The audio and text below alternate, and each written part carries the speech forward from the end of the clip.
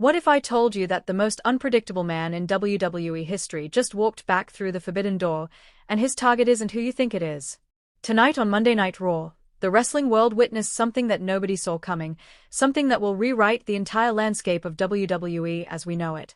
The question isn't just who returned, it's what happens now that Dean Ambrose has aligned himself with the most dangerous faction in professional wrestling today.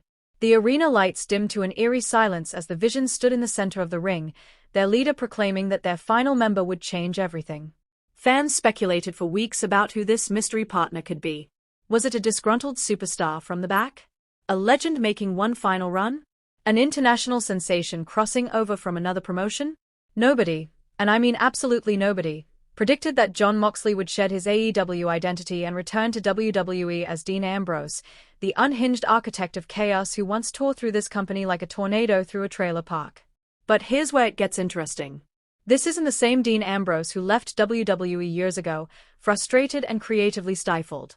This is a man who has tasted blood in every major promotion worldwide, who has redefined what it means to be hardcore, who has proven that he doesn't need corporate approval to be considered one of the greatest of all time. So why would such a man submit himself to becoming someone's lieutenant? What could the Vision possibly offer that would make the lunatic fringe bend the knee? The moment Dean Ambrose's music hit, that familiar, unsettling instrumental that once signaled absolute mayhem, the crowd erupted in a mixture of shock, confusion, and raw excitement. You could see it on their faces, the cognitive dissonance of witnessing something that should be impossible. Wrestling fans are jaded. We've seen everything, or so we thought. But this was different. This was a seismic shift in the tectonic plates of sports entertainment, and the aftershocks are going to be felt for months, maybe years to come. The Vision has been systematically dismantling everyone in their path since their formation 3 months ago. They've targeted legends, buried rising stars, and made it clear that their mission is total domination. Their mysterious leader, shrouded in secrecy and speaking in cryptic prophecies, promised that their fourth member would be the final piece of a puzzle that would make them unstoppable. Critics dismissed it as typical wrestling hyperbole. Champions underestimated them at their own peril. But now, with Dean Ambrose standing shoulder to shoulder with 3 of the most ruthless competitors in the business, the Vision isn't just a faction anymore. They are a legitimate threat to every championship, every superstar, and every established hierarchy in WWE. Let's rewind to how we got here, because the breadcrumbs were there if you knew where to look. 3 weeks ago, the Vision's leader cut a promo that sent conspiracy theorists into overdrive. He spoke about a prodigal son returning home, about someone who walked through fire in foreign lands but never forgot where he forged his steel. At the time, fans assumed he was talking about someone from NXT or perhaps a returning injury reserve. But those who paid close attention, those who study the language of wrestling like ancient scripture, recognize the poetry of those words. They were describing a journey, a very specific journey that only one man in wrestling had taken. Dean Ambrose didn't just leave WWE. He escaped. He escaped the creative frustration, the corporate stranglehold, the feeling that his potential was being wasted on comedy sketches and poorly written storylines. When he became Jon Moxley in AEW and beyond, he unleashed every ounce of violence and authenticity that WWE had kept bottled up. He became a champion everywhere he went. He became the wrestler that Dean Ambrose always wanted to be but wasn't allowed to become. So again, the question burns brighter. Why come back now? What changed? The answer, as revealed in the cryptic words exchanged between Ambrose and the Vision's leader tonight, is terrifyingly simple: revenge and revolution. Dean Ambrose isn't returning to play by WWE's rules. He's returning to break them. The Vision isn't just another faction looking for championships and screen time. They are ideologues, true believers in the idea that WWE has become stagnant, predictable, and dominated by the same tired faces recycling the same tired storylines. They believe the system is broken, and the only way to fix it is to burn it down and rebuild from the ashes. And who better to light that match than a man who's been carrying a blowtorch for years? When Ambrose stepped through the ropes tonight, the crowd didn't know whether to cheer or boo. That's the genius of this move. Dean Ambrose was always beloved by fans who appreciated his authenticity, his willingness to put his body on the line, his refusal to be anything other than himself. But the Vision represents everything unpredictable and dangerous. They've injured fan favorites, disrupted dream matches, and shown no mercy to anyone standing in their way. By joining them, Ambrose has complicated his own legacy in ways that will take months to untangle. Is he a hero who's infiltrating the group from within? Is he a villain who's found his true calling? Or is he something far more dangerous, a man with his own agenda who sees the vision as a convenient vehicle to achieve it? The first cliffhanger dropped approximately 60 seconds into his appearance, and it was a masterstroke of storytelling. Just as Dean Ambrose was about to speak his first words, explaining why he made this shocking decision, the lights cut out completely. When they returned 10 seconds later, Ambrose was holding a microphone, but standing opposite him in the ring was none other than Seth Rollins, his brother-in-arms from the Shield, his greatest ally and his most bitter rival. The history between these two men is written in blood and broken promises. They've main-event WrestleMania together. They've torn each other apart in brutal matches that defined an era. And now, with Ambrose aligned with the vision and Rollins standing as one of WWE's top babyfaces, they're on a collision course that feels both inevitable and absolutely explosive. But Rollins didn't come alone, and this is where the first major plot twist reveals itself like a knife in the dark. Standing beside Seth Rollins was Roman Reigns, the tribal chief himself, the man who has dominated WWE for years with an iron fist and an unshakable belief in his own supremacy. The Shield, the faction that changed WWE forever, was suddenly standing in the same ring for the first time in years, but the reunion everyone dreamed about had transformed into a nightmare scenario. Two members on one side, one on the other, and the air so thick with tension you could cut it with a Singapore cane. Roman Reigns grabbed a microphone, his voice carrying that measured intensity that has made him the most compelling character in wrestling. He didn't yell. He didn't have to. He simply asked Dean Ambrose one question that echoed through the arena like a gunshot. After everything we built together, after the Shield changed this business forever, you're going to throw it all away for them. The camera zoomed in on Ambrose's face, and for just a moment, you could see something flicker in his eyes. Regret? Doubt? Or was it something else entirely?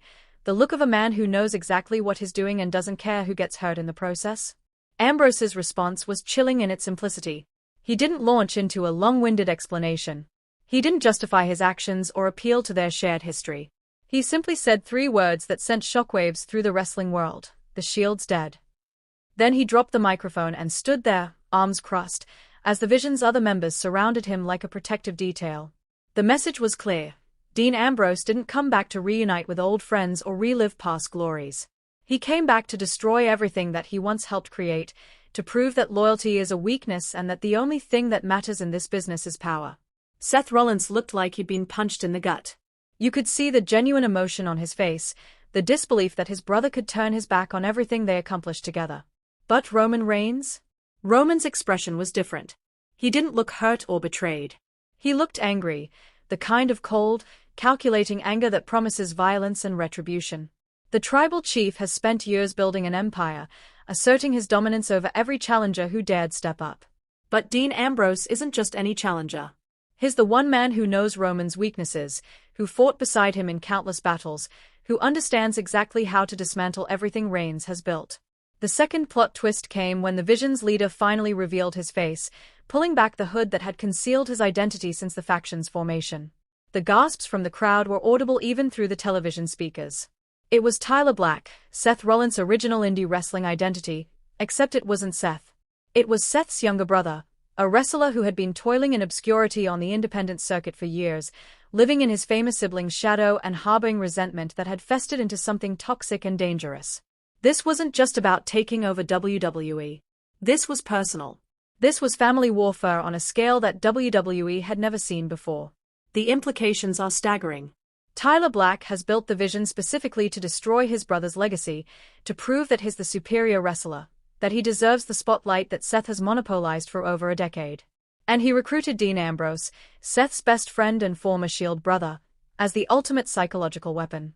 Every time Seth looks at Ambrose, he'll be reminded that loyalty means nothing, that friendships can be weaponized, that the people you trust most are the ones positioned to hurt you worst. This isn't just wrestling storytelling, this is Shakespearean tragedy playing out in spandex and steel chairs. Roman Reigns, meanwhile, finds himself in unfamiliar territory. For years, he's been the villain, the narcissistic tribal chief who demands acknowledgement and crushes anyone who doesn't bend the knee. But now, with the Vision threatening everything he's built, Roman is forced into the role of defender. The man who has been WWE's final boss suddenly has to become its protector. The question is whether his pride will allow him to ask for help, and whether anyone would be willing to stand beside a man who has spent years making enemies out of everyone in the locker room. The Vision wasted no time making their intentions clear. After the confrontation with Reigns and Rollins, they laid out a challenge that will define the next several months of WWE programming. At the upcoming pay-per-view event, it will be the Vision, all 4 members including Dean Ambrose, against any team that Roman Reigns and Seth Rollins can assemble. But here's the catch, the stipulation that makes this more than just another tag match. If the Vision wins, they get complete control of Raw for 1 month. They choose who gets championship opportunities. They book the matches.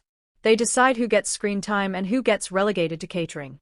It's a stipulation that gives them real power, not just kayfabe dominance, and it raises the stakes to levels that WWE rarely explores.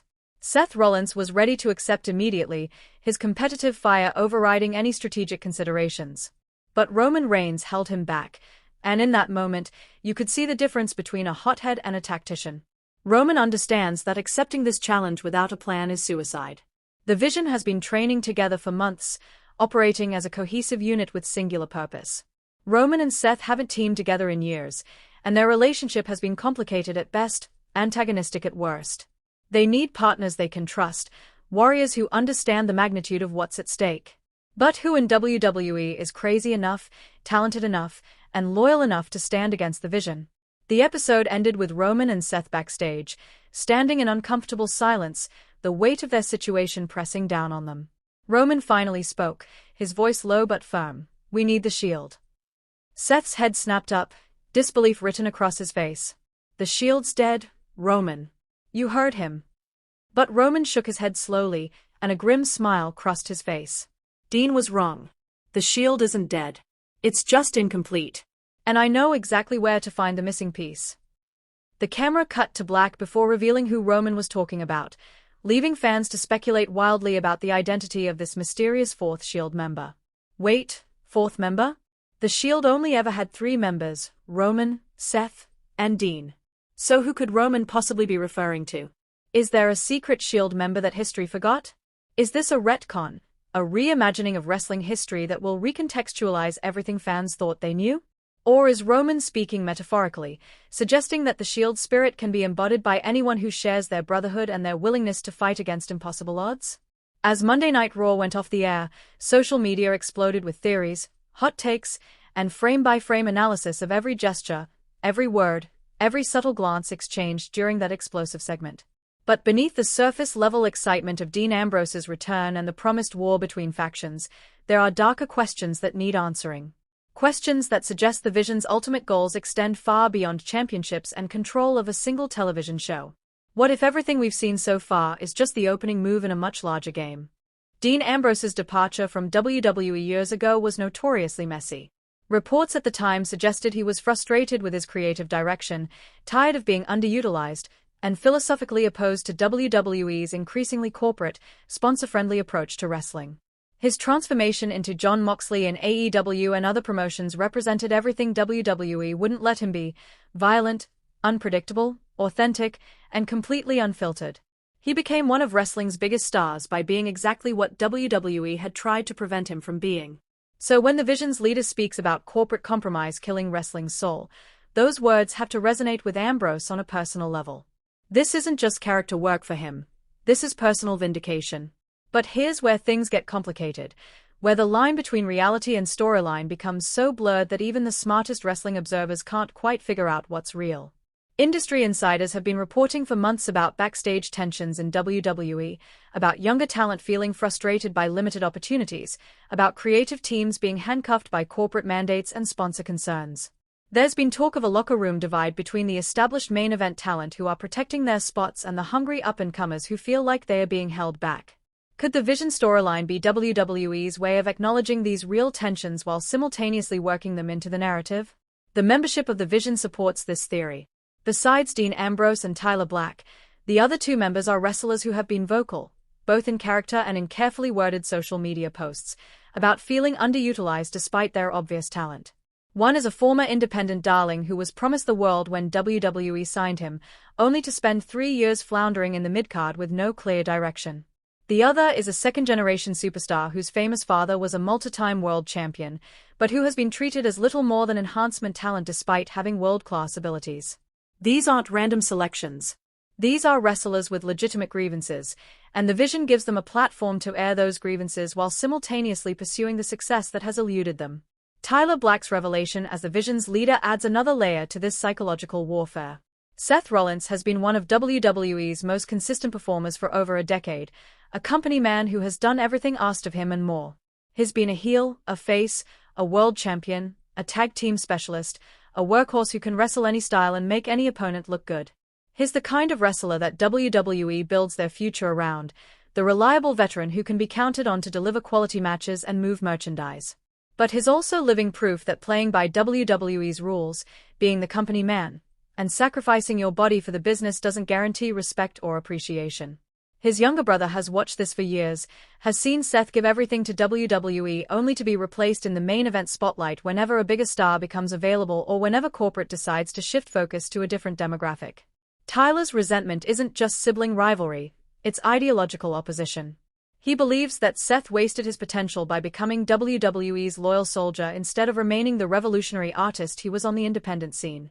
He believes that the Tyler Black who tore through Ring of Honor was more authentic and more important to wrestling than the Seth Rollins who sells corporate-approved merchandise and appears on morning talk shows.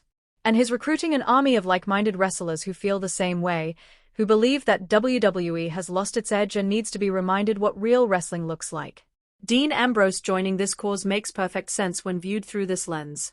He's the living embodiment of what happens when a wrestler refuses to compromise his vision, and his success outside WWE validates everything the Vision claims to believe. Roman Reigns' position in all this is fascinating because he represents the opposite side of the same coin. Roman is WWE's chosen one, the wrestler that corporate has decided will be the face of the company regardless of fan opinion or critical reception. He's been pushed harder and more consistently than anyone in modern WWE history, even when fans were actively rejecting him, even when his matches were being booed out of arenas. But here's the twist that makes Roman such a complex character. He took that rejection, that forced corporate push, and he turned it into the most compelling heel run in recent memory. The tribal chief character works because Roman acknowledged the corporate machine behind his success and weaponized it. He doesn't pretend to be a man of the people, he embraces his role as the establishment's chosen champion and dares anyone to do something about it. This makes the coming war between Roman and the Vision particularly interesting, because they are both right and both wrong simultaneously. The Vision is correct that WWE has become too corporate, too safe, too unwilling to take risks that might alienate sponsors or affect stock prices. Roman is correct that success in this business requires playing the political game and working within the system rather than pointlessly rebelling against it. They are two different philosophies about how to succeed in professional wrestling, and neither is entirely valid or invalid. The question isn't who's right, it's what kind of wrestling WWE wants to be moving forward. The stipulation that the Vision demanded, control of Raw for a month if they win, is significant beyond just storyline purposes. Think about what that actually means. They are not asking for championship matches or pay raises or better spots on the card. They are asking for creative control, the ability to book the show according to their vision of what wrestling should be. This is every frustrated wrestler's fantasy. The ability to prove that their ideas are better than corporates, that they could make better television if only given the chance. It's also a risky proposition for WWE, because if the Vision succeeds and ratings go up, it validates their entire argument. If they fail and ratings drop, it proves that corporate knows best. But there's a third possibility that nobody's talking about yet, and it's the most dangerous one. What if the Vision wins, takes control of Raw, and uses that power not to create better television but to systematically dismantle everything WWE has built? What if their goal isn't reformation but destruction? What if Tyler Black's hatred for his brother extends to hatred for everything Seth represents, including the company itself?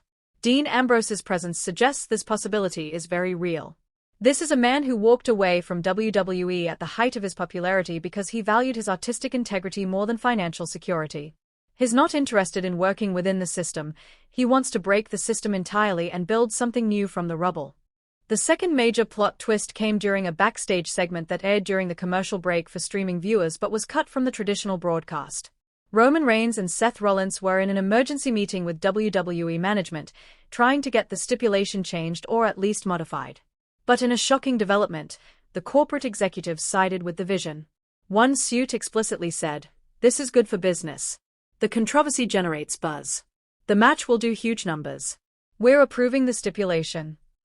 Roman's face went through several emotions in rapid succession: shock, betrayal, and finally a cold understanding.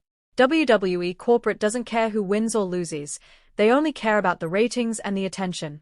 The wrestlers are just pieces on a board, moved around to maximize profit regardless of the personal cost. This corporate betrayal pushes Roman and Seth into an impossible position. They can't count on management for help. They can't trust that the match will be booked fairly. They are on their own, 2 men against 4, with the entire future of WWE hanging in the balance. And this is where the storytelling becomes genuinely compelling, because both Roman and Seth have spent years as the top guys, the wrestlers who always had management support and protection. Now they're experiencing what it feels like to be abandoned by the system, to realize that corporate loyalty only flows one direction. It's a masterclass in character development, taking 2 established stars and forcing them into a situation where they have to question everything they thought they knew about their place in the company. The search for partners becomes the driving storyline for the next several weeks. Roman and Seth need 2 wrestlers who are skilled enough to compete at the highest level, trustworthy enough not to betray them, and crazy enough to risk their careers against the Vision's coordinated assault. But who fits that description? Most of the roster is either too scared of the Vision, too politically savvy to risk getting involved, or secretly sympathetic to the Vision's message. The locker room is dividing along ideological lines, and Roman and Seth are discovering that years of political maneuvering and protecting their top spots have left them with fewer friends than they realized. Names get floated in backstage segments. The Usos, Roman's real-life family, seem like obvious choices, but they're currently dealing with their own storyline and aren't available. Kevin Owens and Sami Zayn, Seth's former allies, have their own issues with both Roman and Seth that haven't been resolved. Drew McIntyre is suggested, but his relationship with both men is complicated by years of failed alliances and mutual betrayals. Every possible partner has baggage, history that complicates the simple question of whether they'd be willing to help. This is the genius of long-term storytelling in wrestling. Every past decision, every burned bridge, every betrayal comes back to matter now when the stakes are highest. Meanwhile, the Vision is systematically taking out potential allies. Each week, they target someone who might be willing to help Roman and Seth, attacking them in brutal ambushes that leave the victim injured and unable to compete. It's a war of attrition, and the Vision is winning. They are not just preparing for the eventual showdown. They are ensuring that when it arrives, Roman and Seth will be so isolated, so desperate, that defeat is inevitable. Dean Ambrose's role in these attacks is particularly vicious. He's not just fighting, he's sending messages. When he puts a former friend through a table, he's reminding everyone that loyalty is weakness. When he stands over a fallen opponent and smiles that unhinged smile, he's letting the locker room know that this isn't a game, this is his purpose. The question of Roman's mysterious Fourth Shield member continues to drive fan speculation. Message boards and social media are filled with theories. Some think it's a returning legend, maybe Mick Foley, who has history with all 3 original Shield members.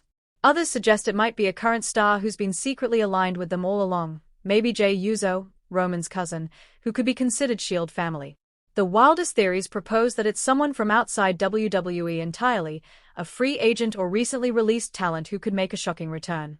But Roman and Seth aren't revealing anything, and their silence only makes the speculation more intense. As weeks pass and the pay-per-view approaches, the Vision's dominance becomes increasingly oppressive. They are appearing on every show, dominating every segment, and making it clear that they are not just another faction, they are a movement. Other wrestlers start wearing Vision merchandise, not officially but as a show of support. Hashtags trend. Fan signs appear in the crowd proclaiming solidarity with their mission. The line between heel faction and anti-establishment rebellion blurs in ways that make WWE management increasingly uncomfortable. This is the danger of giving characters legitimate grievances and compelling arguments. Sometimes the audience agrees with them, even when they are supposed to be the villains.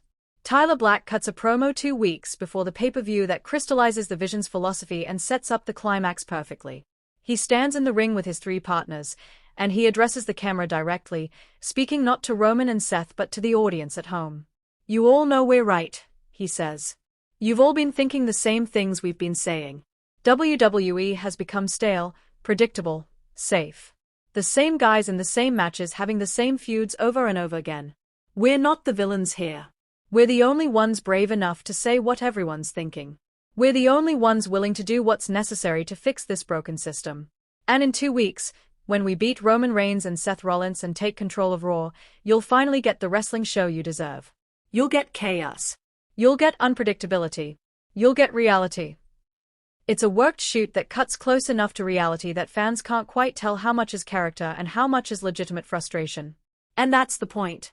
The best wrestling storylines are the ones where the line between reality and fiction becomes so blurred that even smart fans can't quite figure out what's real. The Vision has achieved that. They've created a situation where fans are genuinely unsure whether this is all scripted or whether there's legitimate backstage tension being worked into the narrative. And that uncertainty makes everything more compelling. The climax begins to take shape in the final week before the pay-per-view. Roman and Seth still haven't announced their partners, and time is running out. The Vision is growing confident, almost cocky.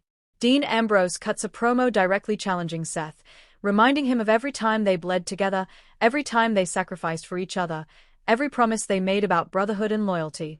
And you know what I realized? Ambrose says, his voice dropping to that dangerous quiet that signals something terrible is coming. All of it was lies. The Shield was a lie. Brotherhood was a lie. The only truth in this business is power, and at the pay-per-view, you're going to learn that lesson the hard way. Seth Rollins finally responds, and his promo is raw with genuine emotion. You want to know the difference between you and me, Dean? When things got hard, when WWE wasn't giving you what you wanted, you ran. You quit. You went somewhere else and pretended that made you authentic. But you know what that really makes you? A quitter. I stayed. I fought through the bad booking and the terrible storylines and the creative frustration, and I made something of myself anyway. That's real strength. Not running away to smaller ponds where you can be a bigger fish. So yeah, let's do this. Let's settle it once and for all. And when we beat you, when we prove that loyalty and brotherhood actually mean something, you're going to realize that you made the biggest mistake of your life coming back here. It's a promo that acknowledges real-world history while staying in character, the kind of worked shoot that WWE rarely allows but is essential for creating truly compelling moments. The fans in the arena are torn, half chanting for Ambrose, half for Rollins, and that division reflects the larger philosophical debate at the heart of this storyline. Roman Reigns takes a different approach. Rather than engaging in verbal sparring, he simply promises that at the pay-per-view, everyone will acknowledge him one way or another. It's classic Roman, arrogant, confident, and maddeningly vague about his plans. But there's something in his eyes, a certainty that suggests he knows something nobody else does. He's not worried about finding partners. He's not concerned about being outnumbered. He has a plan, and when it's revealed, it's going to change everything. The pay-per-view arrives with an atmosphere of genuine uncertainty that WWE events rarely achieve. The card is stacked with other matches, but everyone knows what they are really here to see. The Vision versus Roman Reigns, Seth Rollins, and their mystery partners. The stipulation hangs over everything. If the Vision wins, they get creative control of Raw for a month. If Roman and Seth win, the Vision must disband permanently. It's a career-defining match with legitimate stakes that will reshape WWE's landscape regardless of who emerges victorious. The other matches on the card play out with varying degrees of success, but the crowd is distracted, chanting "We want Shield" during unrelated segments. The anticipation is palpable, electric. Social media is exploding with last-minute predictions about who the mystery partners will be. The betting odds are surprisingly close, which in the predetermined world of professional wrestling suggests that WWE has kept the outcome remarkably well guarded. Even the usually reliable spoiler sources have nothing concrete, just rumors and speculation. When the Vision's music finally hits and they make their entrance, the crowd reaction is split exactly down the middle, 50% cheers, 50% boos. They've successfully positioned themselves as controversial anti-heroes, wrestlers whose methods are questionable but whose message resonates. Tyler Black leads the group to the ring, followed by the other two members whose names haven't been mentioned yet because their identities aren't as important as what they represent. And then comes Dean Ambrose, wearing the Vision's black and grey colors, looking every bit the dangerous lunatic who once tore through WWE. But there's something different in his eyes tonight, something that the cameras capture in close-up. A hint of doubt? Regret? Or is it anticipation of the chaos about to unfold? The Vision stands in the ring, force strong, unified and confident. The crowd noise reaches a fever pitch as they wait for Roman and Seth to make their entrance. The silence stretches for an uncomfortably long time. 5 seconds. 10. 15. Is this mind games, or is something wrong? Has the Vision already taken out Roman and Seth before they could even get to the ring? The uncertainty is delicious, the kind of storytelling that makes wrestling great when it's done right. Finally, Roman Reigns' music hits, and the tribal chief walks out alone. No Seth. No mystery partners. Just Roman, walking to the ring with the confidence of a man who knows something nobody else does. He's got a microphone, and he stops on the entrance ramp to address the Vision. You wanted to dismantle the Shield? You wanted to prove that brotherhood is weakness? Congratulations, you did it. Seth Rollins isn't here tonight. He couldn't get cleared after your attack last week. So it's just me. 1 against 4. Which means you've already won, right? You get your stipulation, your control of Raw, all of it. The Vision members look at each other, confused. This wasn't part of the plan. Tyler Black grabs a microphone and responds, "What kind of game are you playing, Roman? You think we're just going to let you forfeit? You think we're going to accept victory by default? We want to hurt you. We want to prove our point by beating you in front of the world." Roman nods slowly, that slight smile playing at the corners of his mouth.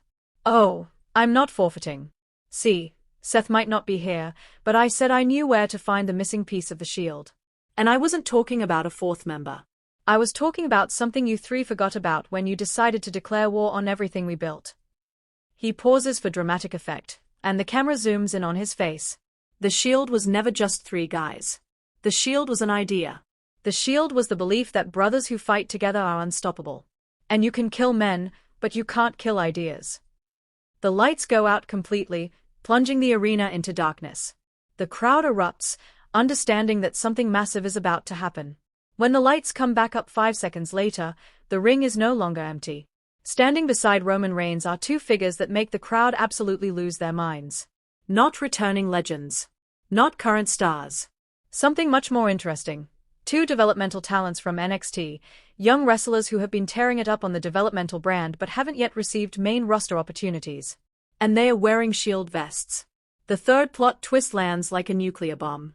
Roman isn't trying to recreate the original Shield. He's creating a new one, built on the same principles but with fresh faces who represent the future rather than the past. It's a brilliant subversion of expectations. Fans wanted the nostalgia of the original Shield, but Roman is giving them something potentially more interesting, the evolution of the concept. These young wrestlers are hungry, talented, and desperate to prove themselves on the biggest stage. And Roman is giving them that opportunity while simultaneously addressing the Vision's core argument, that WWE needs to push new talent instead of recycling the same old faces. But wait, that's only 2 partners, making it 4 on 3. Where's the 4th man? Roman speaks again. The Vision keeps talking about how the Shield is dead, how loyalty is weakness. Dean Ambrose betrayed us to make that point. But see, there's something you forgot. The Shield was never just about the 3 of us. It was about protecting each other. It was about brotherhood. And it was about justice. So for my 4th partner, I went back to the beginning. I found someone who understands what the Shield really meant, someone who knows that standing up for what's right matters more than personal glory. The crowd is on their feet, electric with anticipation. Who could possibly fit that description? The answer comes in the form of music that nobody expected, Seth Rollins' theme, but modified, darker. And walking out isn't Seth Rollins at all.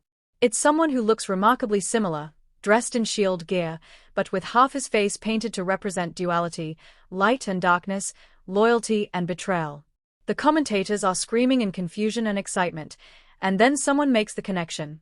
It is Seth Rollins, but he's embodied both himself and Dean Ambrose's role simultaneously. He's representing the Shield's past and present, the loyalty they shared and the betrayal that tore them apart. No wait, that's not quite right either. Look closer. The man walking to the ring is too young to be Seth. The body type is slightly different. And then the reveal hits like a freight train. It's Tyler Black's older brother, another member of the family who has been wrestling overseas for years, who Tyler thought had retired from the business entirely. Roman found him, convinced him to come back for one more match, and united him with Seth Rollins' 2 NXT protégés to form a new Shield built on the principles of the old one. The bell rings, and what follows is pure warfare. This isn't a wrestling match, it's a war with bodies as weapons and the ring as a battlefield. The Vision's coordination and preparation give them early advantages, but Roman's new Shield fights with the desperation of underdogs who have everything to prove. The match goes 4 to 5 minutes, an epic by modern WWE standards, with near falls and false finishes that have the crowd on their feet screaming themselves hoarse.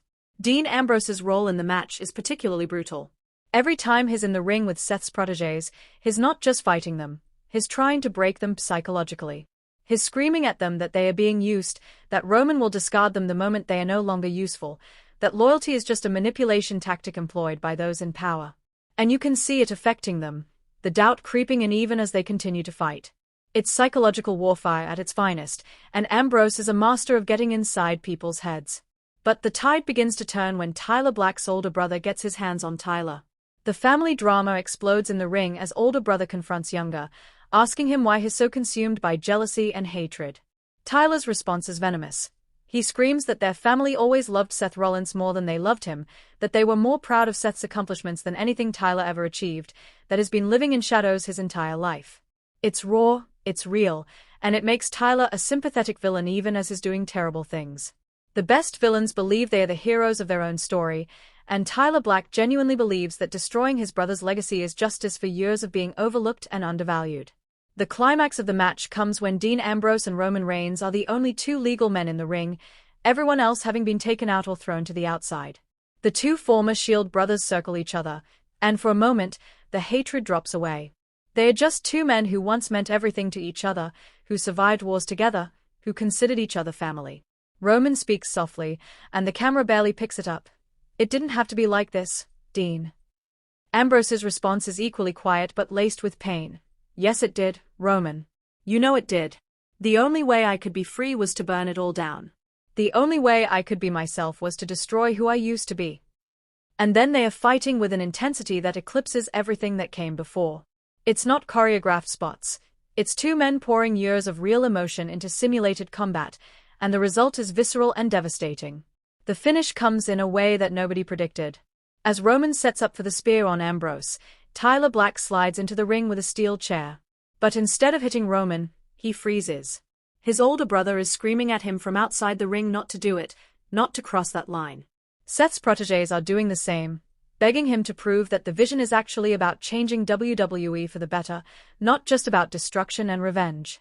And in that moment of hesitation, Dean Ambrose makes a choice that nobody saw coming. He pushes Tyler Black out of the ring and steps aside, exposing himself to Roman's spear. The crowd gasps as Roman hesitates, confused by this sudden surrender. And then Ambrose speaks, loud enough for Roman and the front row to hear. "End it. But know that I made you into what you are. The Shield made you, and you can never escape that debt." Roman hits the spear with all the force of years of complicated brotherhood behind it. The referee counts 3. It's over. The vision has lost. They must disband. But the look on everyone's faces suggests this isn't really over at all. Dean Ambrose rolls out of the ring and walks away without looking back, his expression unreadable. Tyler Black is being held back by his older brother, screaming that this isn't finished, that he'll find another way. The two NXT wrestlers are celebrating with Roman, but there's exhaustion in their eyes, the understanding that they've just been through something that has changed them fundamentally. The final scene of the pay-per-view is Roman Reigns standing alone in the ring as confetti falls and fireworks explode. He should look triumphant, but instead he looks troubled. He's won the battle, but the war revealed fractures in WWE's foundation that can't be easily repaired. The vision might be disbanded, but their message resonated with too many people to simply disappear. And Dean Ambrose is still out there, uncontrolled and unpredictable, having proven that he can walk into WWE, shake its foundations, and walk away again on his own terms. The show ends with a backstage segment that sets up future storylines while providing closure to this chapter. Roman meets with Seth's protégés and Tyler's older brother, and he makes them a promise. The Shield isn't about wearing matching vests and doing a fist bump. It's about protecting each other and fighting for what's right. You proved you understand that tonight. So from now on, you're not just my partners. You're my brothers. And anyone who comes after any of us, comes after all of us. It's a passing of the torch moment, the old guard protecting and elevating the new generation, which ironically was exactly what the vision claimed WWE never does. The storytelling has come full circle, proving the vision wrong not through words but through actions. WWE can evolve. It can push new talent. It can honor its past while building its future. But it requires the established stars to be willing to share the spotlight and elevate others rather than hoarding their positions. The very final shot is of Dean Ambrose standing in the parking lot, about to get into a car and leave. A mysterious figure approaches him from the shadows. We can't see who it is, but their body language suggests familiarity.